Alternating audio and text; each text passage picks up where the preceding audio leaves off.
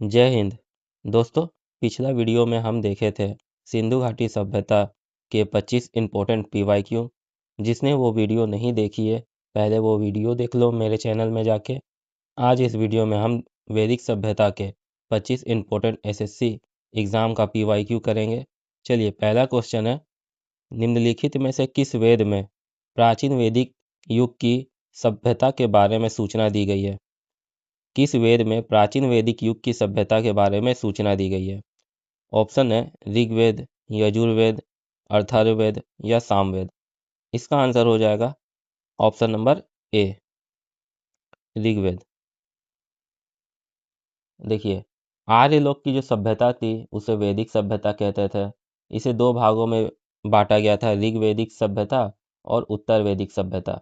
ऋग्वैदिक सभ्यता जो थी वो 1500 ईसा पूर्व से 1000 ईसा पूर्व तक थी, और उत्तर वैदिक सभ्यता जो थी वो 1000 ईसा पूर्व से 600 ईसा पूर्व में थी। ठीक है, ऋग्वेद की जो रचना हुई है वो ऋग्वैदिक सभ्यता के समय हुई है, और यजुर्वेद, अथर्ववेद, सामवेद, इन सब की जो रचना हुई है वो उत्तर वैदिक सभ्यता में हुई थी। ठीक है, चलिए नेक्स्ट क्वेश्चन देखते हैं। निम्नलिखित में से वह दस्तकारी कौन सी थी जो आर्यों द्वारा व्यवहार में नहीं लाई गई थी? इसके आपके ऑप्शन है मृदभांड, आभूषण, बढ़ईगिरी या लोहार। तो इसका आंसर हो जाएगा ऑप्शन नंबर डी, लोहार। देखिए, वैदिक सभ्यता के समय, वैदिक काल के जो लोग थे वो लोहे से परिचित नहीं थे, लोहे को नहीं जानते थे, इसलिए वे लोहार कोई नहीं था उनमें से। चलिए नेक्स्ट क्वेश्चन देखते हैं। भारतीय शासन के प्रतीक यह शब्द सत्यमेव जयते निम्नलिखित किस ग्रंथ से लिए गए हैं? मुंडक उपनिषद, सामवेद, ऋग्वेद या रामायण। इसका आंसर हो जाएगा ऑप्शन नंबर ए, मुंडक उपनिषद से। देखिए, सत्यमेव जयते जो है वो मुंडक उपनिषद से लिया गया है। भारत सरकार ने इसे राष्ट्रीय प्रतीक वाक्य के रूप में अपनाया है। ठीक है, इसका अर्थ क्या होता है सत्यमेव जयते का? सत्यमेव जयते का अर्थ होता है सदा सत्य की विजय। इस शब्द को सबसे पहले मदन मोहन मालवीय ने 1918 में प्रयोग किया था इस शब्द का, तो ये याद रखिएगा 1918 में। चलिए नेक्स्ट क्वेश्चन देखते हैं। निम्नलिखित में से कौन सा प्राचीन भारतीय नगर तीन विद्वान संतों कपिल, गार्गी और मैत्रेय का घर था? आपके ऑप्शन है काशी, मिथिला, उज्जैन या पाटलिपुत्र। तो इसका आंसर हो जाएगा ऑप्शन नंबर बी, मिथिला। ठीक है, देखिए, मिथिला का जो उल्लेख है वो रामायण में भी मिलता है। गार्गी जो कि वैदिक युग में प्रथम महिला दार्शनिक संत थी, ठीक, वो जो है राजा जनक के दरबार में रहती थी। गार्गी ने बृहदारण्यक उपनिषद की रचना की। अभी मिथिला कहाँ है? तो अभी मिथिला जो है वो नेपाल में है, तो ये याद रखिएगा। चलिए नेक्स्ट क्वेश्चन है, वेदों को क्या माना जाता है? स्मृति, श्रुति, ज्ञान या शिक्षा। तो इसका आंसर हो जाएगा ऑप्शन नंबर बी, श्रुति, सुनने वाला।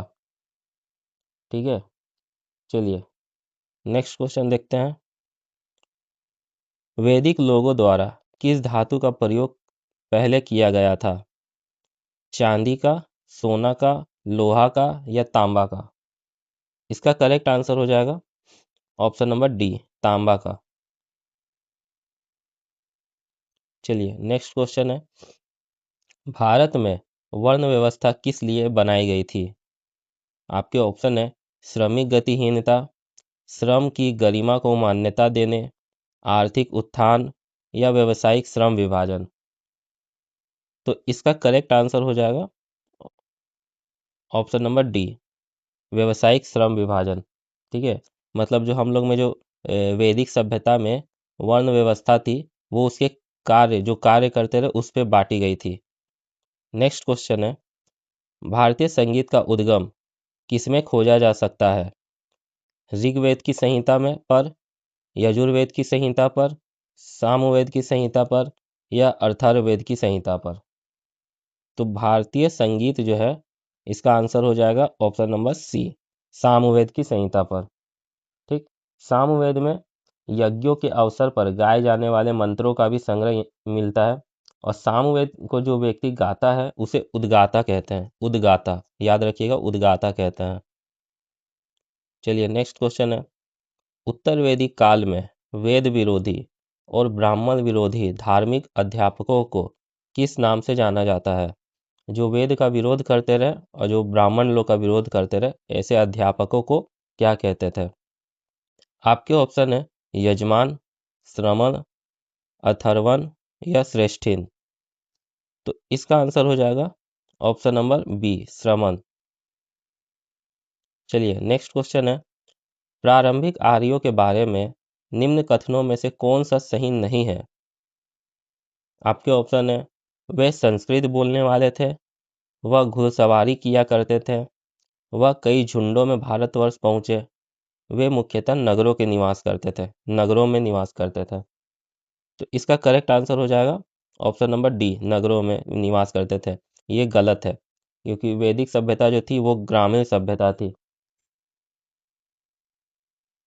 नेक्स्ट क्वेश्चन है, इनमें से किस फसल का ज्ञान वैदिक काल के लोगों को नहीं था? ऑप्शन है जौ, गेहूं, चावल या तंबाकू। देखिए इसका करेक्ट आंसर हो जाएगा ऑप्शन नंबर डी, तंबाकू। तंबाकू का ज्ञान जो था वो वैदिक काल के लोगों को नहीं था। भारत में तंबाकू की जो खेती सबसे पहले जहांगीर के शासनकाल में हुई थी।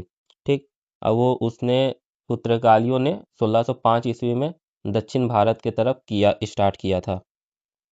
चलिए नेक्स्ट क्वेश्चन है, दोस्तों अगर वीडियो पसंद आ रही है तो मुझे सब्सक्राइब जरूर करें, ऐसे ही टॉपिक वाइज PYQ लेकर आऊँगा आपके लिए। वैदिक युग में राजा अपनी जनता से जो कर वसूलते थे, जो टैक्स वसूल करते थे, उसे क्या कहते थे? ऑप्शन है बलि, विदत, वर्मन या कर। इसका करेक्ट आंसर हो जाएगा ऑप्शन नंबर ए, बलि। जो टैक्स वसूला जाता था उसे बलि कहते थे। नेक्स्ट क्वेश्चन है, आर्य सभ्यता में मनुष्य के जीवन की आयु के आरोही क्रमानुसार निम्नलिखित चरणों में से कौन सा विकल्प सही है? देखिए इसका करेक्ट आंसर हो जाएगा ऑप्शन नंबर ए, ब्रह्मचर्य, गृहस्थ, वानप्रस्थ फिर संन्यास। ठीक है, चलिए नेक्स्ट क्वेश्चन देखते हैं, आरंभिक वैदिक काल में वर्ण व्यवस्था किसमें आधारित थी? शिक्षा पर, जन्म पर, व्यवसाय पर या प्रतिभा पर? अभी मैंने थोड़ी देर पहले बताया था, जो वैदिक काल थी, आरंभिक वैदिक काल बोला है यानी ऋग वैदिक काल, तो इस समय जो वर्ण व्यवस्था थी वो व्यवसाय पर थी, माने जो जैसा काम करता था उसे वो बोला जाता था, ब्राह्मण, क्षत्रिय, वैश्य और शूद्र। ठीक, लेकिन उत्तर वैदिक काल में क्या हो गया कि वो जन्म पर आधारित हो गया, मतलब कि ब्राह्मण का बेटा ब्राह्मण, क्षत्रिय का बेटा क्षत्रिय, ऐसे होने लगा। तो ये याद रखिएगा। चलिए नेक्स्ट क्वेश्चन है, निम्नलिखित में से ऋग्वैदिक काल के दौरान किसकी जानकारी नहीं थी? संयुक्त परिवार प्रणाली, कृषि, वर्ण व्यवस्था, जाति पर या विवाह प्रथा? तो ऋग्वेद काल में इसका आंसर हो जाएगा, ऋग्वेद काल बोला है तो इसका आंसर हो जाएगा ऑप्शन नंबर सी, वर्ण व्यवस्था। जाति पर नहीं थी, व्यवसाय पर थी। चलिए नेक्स्ट क्वेश्चन है, निम्नलिखित में से कौन सा अन्न मनुष्य द्वारा सबसे पहले प्रयोग होने वालों में से था? राई, गेहूं, जौ या जई? तो इसका करेक्ट आंसर हो जाएगा ऑप्शन नंबर सी, जौ। चलिए नेक्स्ट क्वेश्चन है, यज्ञ सूत्र निम्न में से किस वेद में है? यज्ञ के बारे में किस वेद में बताया गया है? सामवेद, ऋग्वेद, यजुर्वेद या अथर्ववेद? तो इसका आंसर हो जाएगा ऑप्शन नंबर सी, यजुर्वेद। यज्ञ के बारे में यजुर्वेद में गद एवं पद के भी बारे में बताया गया है, और यजुर्वेद को दो भागों में बांटा गया है, कृष्ण यजुर्वेद और शुक्ल यजुर्वेद। तो ये भी याद रखिएगा आप लोग। चलिए नेक्स्ट क्वेश्चन है, उपनिषद द्वारा सॉरी उपनिषद शब्द का शाब्दिक रूप से अर्थ क्या होता है? ज्ञान, बुद्धिमता, पास बैठना या सस्वर पाठ? इसका आंसर हो जाएगा ऑप्शन नंबर सी, पास बैठना। ठीक। उपनिषद का जो शाब्दिक अर्थ होता है वो समीप बैठना होता है। ब्रह्म विद्या को प्राप्त करने के लिए गुरु के समीप बैठना। तो ये याद रखिएगा, उपनिषद की जो संख्या है वो 108 है और इसमें 13 उपनिषद वो इम्पोर्टेंट उपनिषद माना जाता है। चलिए नेक्स्ट क्वेश्चन है, निम्नलिखित वैदिक संहिताओं में से भारतीय संगीत का उद्गम किसमें से खोजा जा सकता है? भारतीय संगीत का उद्गम बोला है। इसका ऑप्शन है ऋग्वेद, सामवेद, यजुर्वेद या अथर्ववेद। तो इसका करेक्ट आंसर हो जाएगा option number C, Samaveda. Samaveda को भारतीय संगीत का जनक कहा जाता है। चलिए नेक्स्ट क्वेश्चन है, आर्यन जनजातियों की प्राचीनतम बस्ती कहाँ है? आपके ऑप्शन है उत्तर प्रदेश, बंगाल, सप्त सिंधु या दिल्ली। इसका आंसर हो जाएगा ऑप्शन नंबर सी, सप्त सिंधु। चलिए नेक्स्ट क्वेश्चन है, जिस मनीषी, मनीषी यानी पंडित, ने दक्षिण भारत में आर्यकरण किया वह कौन थे? याज्ञवल्क्य, वशिष्ठ, अगस्त्य या विश्वामित्र। तो दक्षिण भारत के तरफ जो आर्य का प्रचार प्रसार किए थे वो थे अगस्त्य, ऋषि अगस्त्य। ऑप्शन नंबर सी हो जाएगा आपका करेक्ट आंसर। चलिए नेक्स्ट क्वेश्चन देखते हैं, निम्नलिखित में से किस वेद में जादू, चमत्कार तथा मंत्र दिए गए हैं? ऋग्वेद में, सामवेद में, यजुर्वेद में या अथर्ववेद में। तो इसका आंसर हो जाएगा ऑप्शन नंबर डी, अथर्ववेद में। अथर्ववेद में तंत्र मंत्र, जादू टोना और औषधियों के भी बारे में बताया गया है। चलिए नेक्स्ट क्वेश्चन है, कौन सा वेद धार्मिक अनुष्ठानों से संबंध रखता है? धार्मिक अनुष्ठानों से। आपका ऑप्शन है ऋग्वेद, यजुर्वेद, सामवेद या अथर्ववेद। इसका करेक्ट आंसर हो जाएगा option number C, Rigveda, Yajurveda. धार्मिक अनुष्ठानों का संबंध रखता है यजुर्वेद। चलिए नेक्स्ट क्वेश्चन है, वैदिक काल में 8 प्रकार के विवाह प्रचलित है, इनमें से कौन प्रेम विवाह था? आपके ऑप्शन है ब्रह्म विवाह, गंधर्व विवाह, देव विवाह या आर्ष विवाह। तो इसका करेक्ट आंसर हो जाएगा ऑप्शन नंबर बी, गंधर्व विवाह। चलिए नेक्स्ट क्वेश्चन है, ऋग्वेद का कौन सा मंडल पूर्णतः सोम को समर्पित है? सोम देवता जो है उनको समर्पित है। 7वां मंडल, 8वां मंडल, 9वां मंडल या 10वां मंडल। देखिए ऋग्वेद में टोटल 10 मंडल है, ठीक। और 10 मंडल में 7वां मंडल में सोम भगवान के बारे में बताया गया है। सॉरी, 7वां नहीं, 9वां मंडल में सोम भगवान के बारे में बताया गया है, ठीक है। तीसरा मंडल में गायत्री मंत्र के बारे में बताया गया है, ये भी याद रखिएगा। चलिए वीडियो को यहीं समाप्त करते हैं, मिलते हैं नेक्स्ट वीडियो में नेक्स्ट टॉपिक के साथ। जय हिंद।